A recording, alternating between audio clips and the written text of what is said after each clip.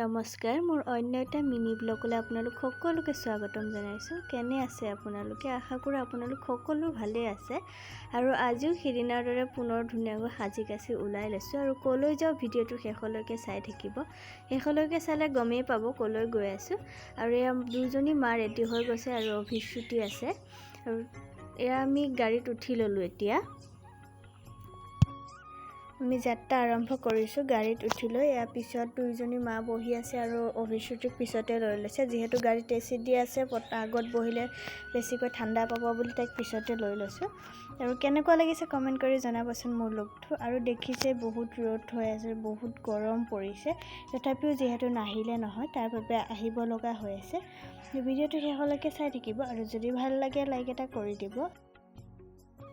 আৰু এয়া আমি আহি পাই গৈছোঁ আৰু য'লৈ আহিছোঁ ত'ত পাই গৈছোঁ। আৰু আহিছোঁ আজি আমি মোৰ বাৰ ঘৰত, সৰু বাজনীৰ ঘৰত। আৰু এইটো হৈছে মোৰ ভাগিনৰ আজি বাৰ্থডে যিহেতু, গতিকে ইয়ালৈ আহিছোঁ।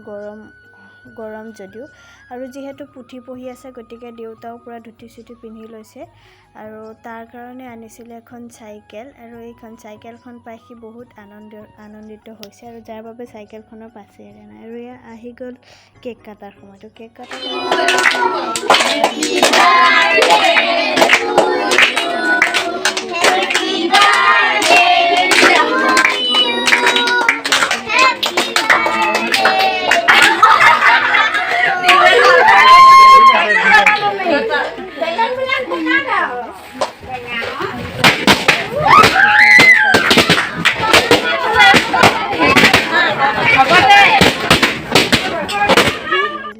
সকলোবিলাক যা যোগাৰ কৰি আছে খোৱাৰ কাৰণে।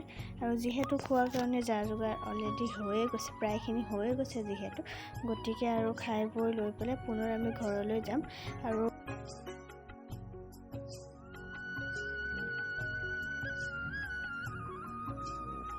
ভিডিঅ'টো আজিলৈ ইমানতে সামৰণি মাৰিছোঁ। নেক্সট এটা ভিডিঅ'ত পুনৰ লগ পাম। Bye bye.